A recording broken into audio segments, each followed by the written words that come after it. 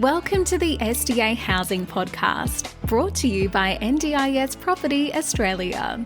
Before starting this episode, we need to provide a general disclaimer. Information contained in this podcast is general in nature only. It does not take into account the objectives, financial situation, or needs of any particular person. You need to consider your financial situation and needs before making any decisions based on the information in this podcast. And you should consider seeking independent and professional advice for your personal circumstances. All right, let's begin.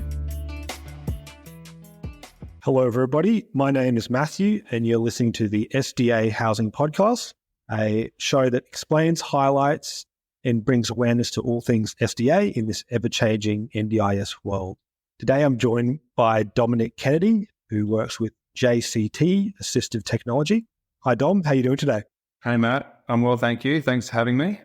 No worries. Excellent. So, just in your own words, can you tell me a little bit about your business and what you guys do?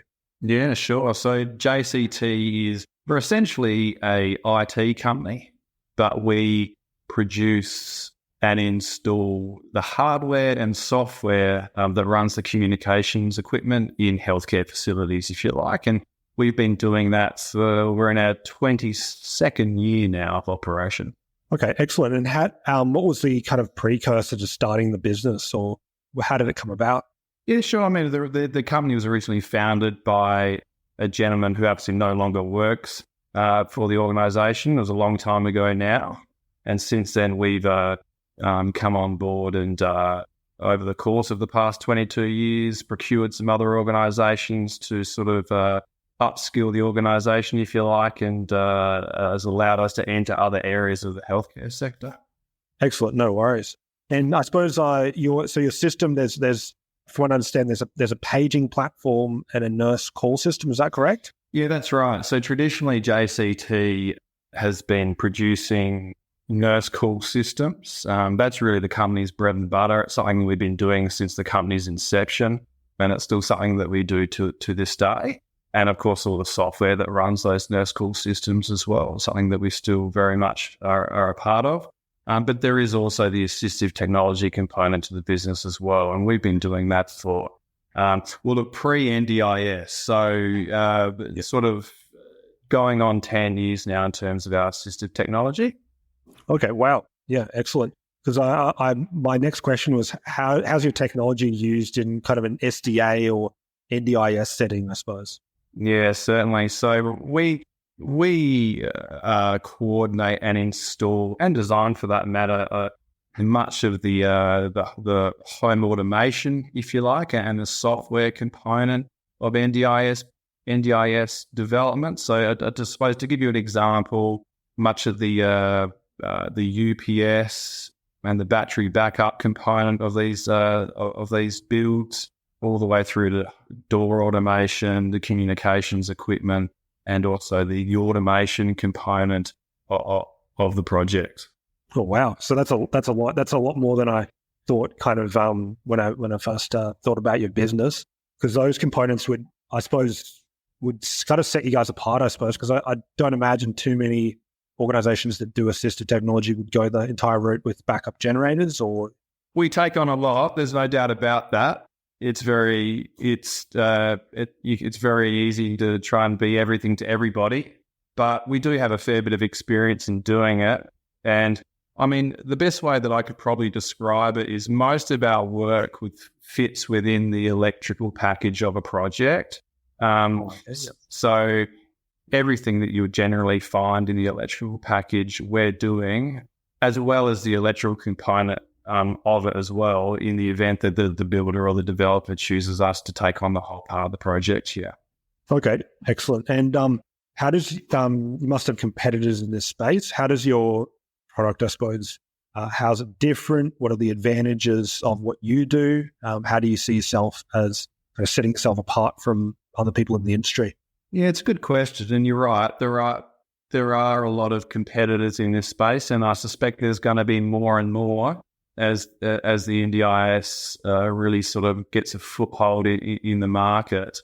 My answer would be really, I suspect, really from an integration point of view. you are right. There's many people out there that are doing door automation or perhaps battery backups or even intercom. But we try and tick all of those boxes, and more importantly, the integration component of that project. We get it all to talk. Right. Yep. Yeah. Excellent. No worries. Because I feel like, a lot of businesses would just they'd kind of do one component, or they do, or they do a loose things where they put together things which maybe don't work in a way which is completely intuitive or lines up to, I suppose, what's expected and how they should work together, I guess. Yeah, that's right. And a lot of businesses will try and tick the boxes of the NDIS design standard, and that's okay. We'd probably like to go one step further and make sure that the particular build has been provisioned for future automation or changes in the needs of the particular residents that are living within that building. Right. Yep. Yeah, no worries. And are you guys operating in, what areas are you operating in? So we're nationwide.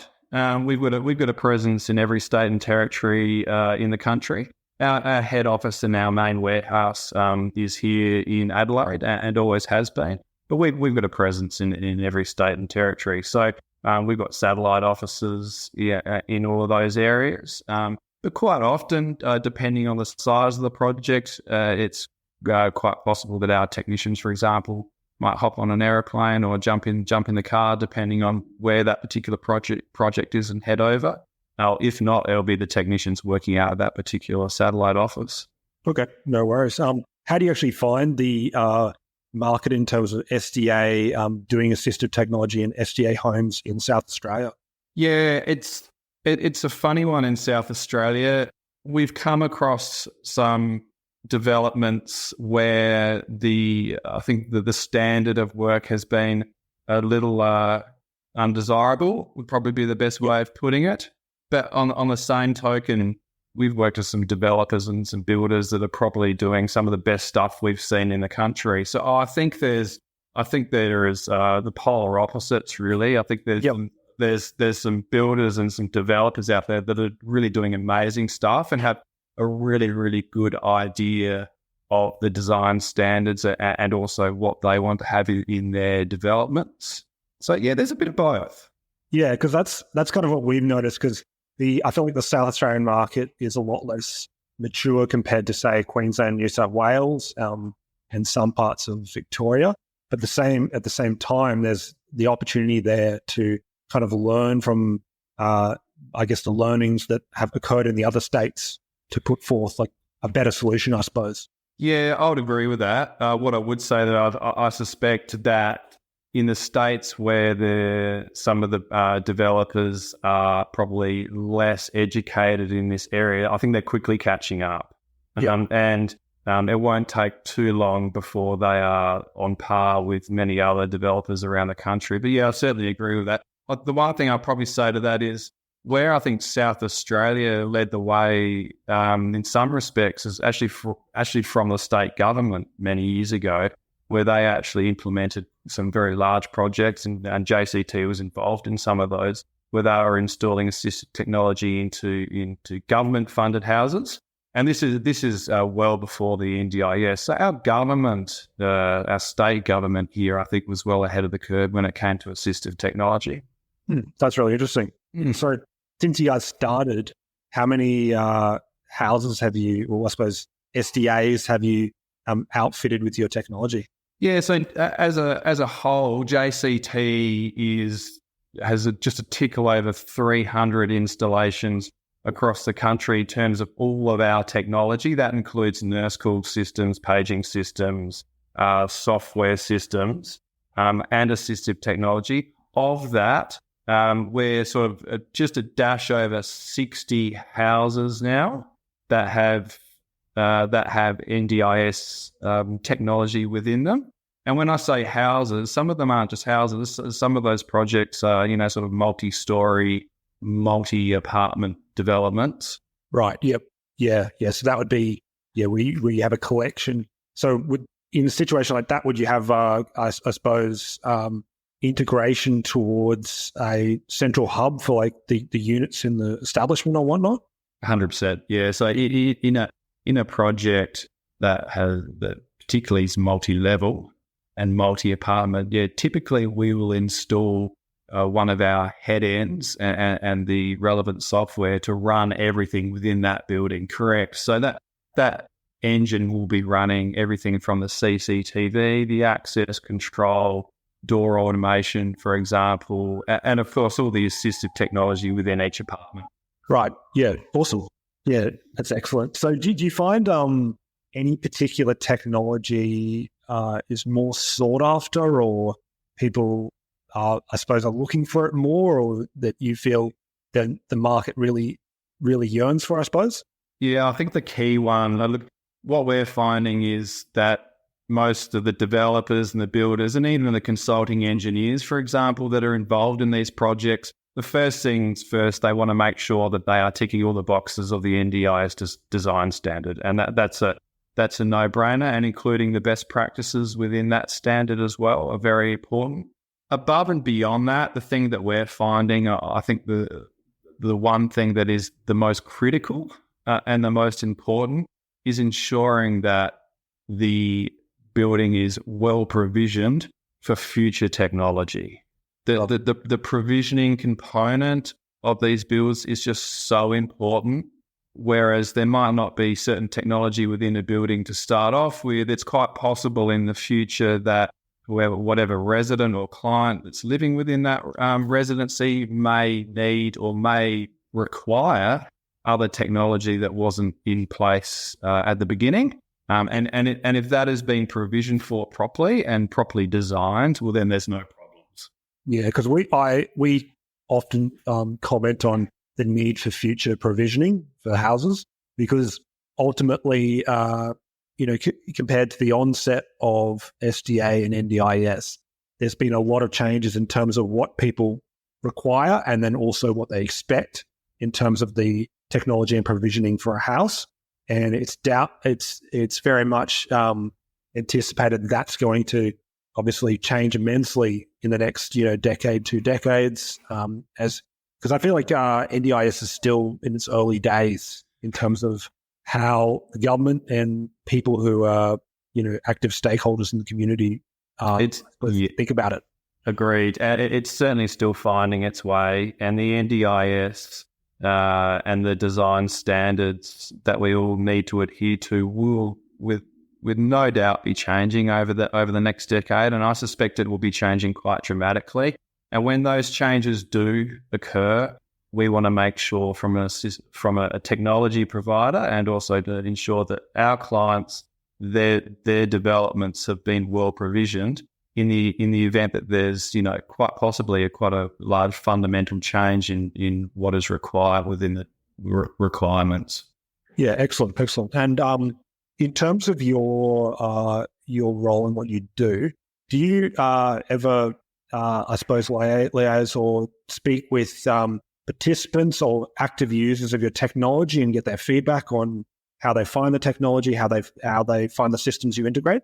I literally had one this morning. Yeah, we're doing it regularly. So our organisation talks with not only developers in terms of an overall project, but yes, we are talking to individual participants quite regularly, learning a little bit more about what their needs are, and taking it back to our team, who can quite often develop certain technology or certain software in the event that sort of software is not out there in the market at the moment. To give you an example, talking to a client only this morning who's hearing impaired, and working with them to develop some software that's going to allow them to contact their carers when they need to. Right. Yeah. Because I feel like there's a bit of a discrepancy when it comes to people who create the technology and the people who actually use the technology. And a lot of, particularly this is, I suppose, more of a thing about 2 or 3 years ago, there was just a lot of where different sides of the whole NDIS space just weren't in contact enough to actually know critically what's required and the best way to provide care in a way which is actually purpose-built for a participant. Yeah, that's correct, and it's all well and good to develop some technology and install it within a building. But if you are not there to regularly maintain that technology, or, and also communicate with the people that are living within that building in terms of what's working, what's not, how we can improve on it, you probably really shouldn't be doing it. It's an ever evolving space, and quite often, and some of your listeners would understand, is quite often a resident might move out and a new resident will move in for a variety of different reasons. And when that happens, that new resident might have a vastly different set of needs and requirements in terms of technology, and that's really that's a reset and a clean slate in terms of starting again with the technology. And if it's been well provisioned and it's been well designed, you can usually work with that resident quite quickly to help fix their needs. Yep, and kind of adapt to the changing participants' needs, I suppose. Definitely. What have been kind of that general feedback maybe before, if they live somewhere else and then they use your technology, or have you encountered any feedback that you found that was eye-opening and you realize, you didn't realize there was a perception out there in terms of the needs of certain participants? Our feedback typically has been that many participants didn't even realize this sort of technology existed, which is really, really positive. More often than not, the feedback we get is or how excited people are by this technology, but also it's a really exciting time for many participants. Quite often they're potentially moving out of home, or they're moving out of more institutional environment and moving into their very first, their first home, really. So it's a very, very exciting time. And when you mix some of this technology in with a brand new, a brand new apartment or a brand new home, it's a pretty exciting time. Yeah, because that really just opens up their world in terms of possibilities. Yeah, it does. We love being involved in it. It's an exciting time for everybody. Yeah. Excellent. So in terms of your business, is there any goals for this year, or different areas you'd like to grow, or things that you're working on? Yeah, look, we're always evolving, and JCT's always had quite a strong research and development component to our business. So we have electrical engineers and also software developers as well. So much of the feedback that we receive on the ground gets fed back to those teams. So there's always development going on behind the scenes. Can't give too much away, Matt, in terms of some of the things that the company's got on the horizon. But yes, certainly.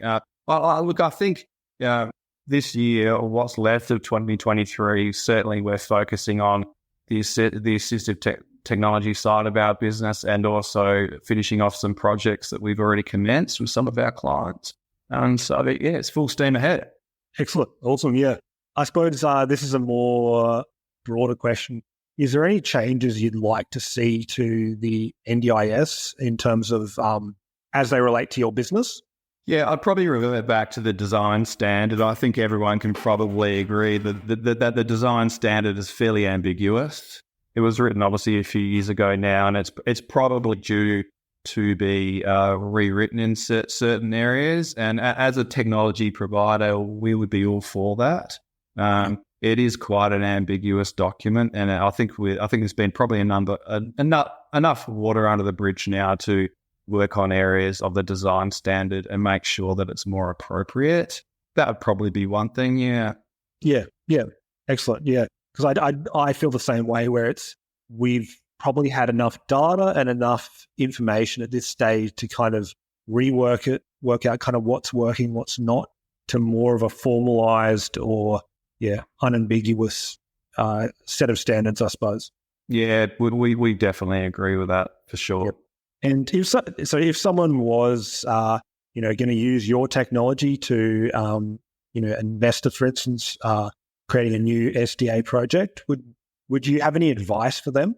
It's all in the design, and engage, depending on the size of the project, engage with an electrical contractor or even an electrical engineer, for example, or project manager that's got some experience and a strong understanding of NDIS developments, because it is really all in the design and the provisioning, and particularly when it comes to our component of these projects, because you can save yourself a lot of headaches, a lot of money in the long run. I listened to a podcast of yours with Min probably a week or so ago, and he was talking to a gentleman about fire sprinklers. I know that's a very big talking point within the NDIS community at the moment. That's a fantastic example of JCT's come into a few projects fairly early on in the piece and integrated with the fire sprinkler system within some of these projects. That's allowed, to open all the doors, for example, within the facility, and a proper integration with the fire panel or the building management system. If those sorts of things aren't thought of or designed in the design stage of these sorts of projects, it can be a bit of a nightmare at the end. Yep. Yeah. 100%. Yeah. I've been kind of speaking to people who want to get involved in the SDA space, and I've just been kind of mentioning that, you can retrofit these things later, but often it creates a lot more of an intuitive system. It's done at the time, and in most cases, it's a lot cheaper. Retrofitting is always going to be expensive, particularly when we're talking about a high physical support building, which 99% of our technology goes into.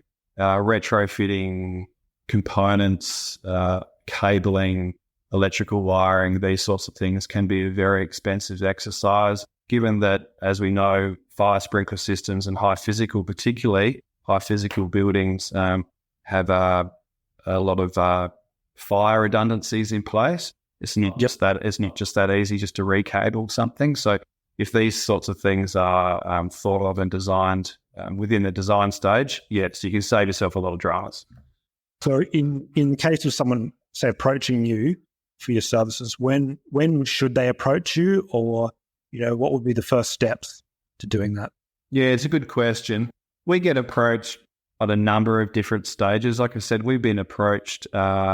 This is certainly not ideal, but we've been approached halfway through a build, and that was quite common early on in the piece of the NDIS. Certainly don't advise that. Doing that, certainly don't do that.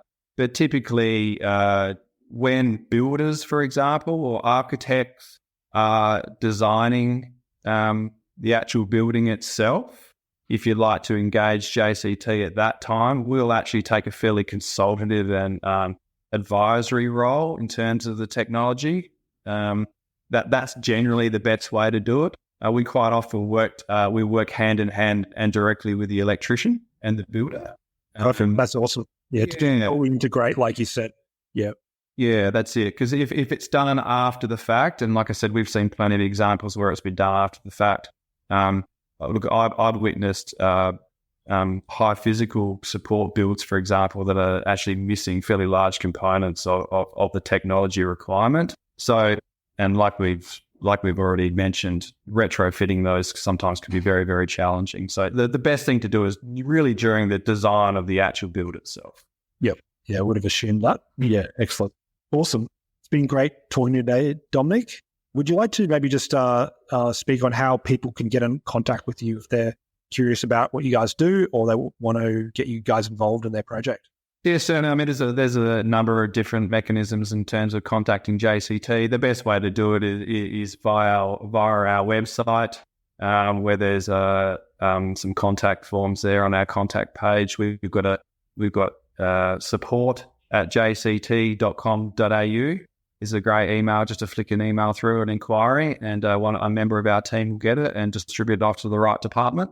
Or you're even welcome to talk to me directly if you like. I have a lot of contact with the developers and with the builders, so you're welcome to always contact me on my email as well. Excellent. Awesome. Thanks, Dominic. Thanks so much for spending some time today with me to explain your business and what you guys do. Thanks, Matt. Really appreciate it. And we're really enjoying your podcast. I know there's a number of members of our team that enjoy listening to it. So keep it up. Excellent. And thanks to everyone for tuning in. We'll be back on the next podcast. Thanks, guys. We hope you enjoyed this episode. Please make sure you are subscribed and following us so you can keep in the loop with all of our upcoming episodes. We would really appreciate it if you could leave us a 5-star rating, a written review, and to share this podcast with those that could benefit. Until next time, catch you on the next episode.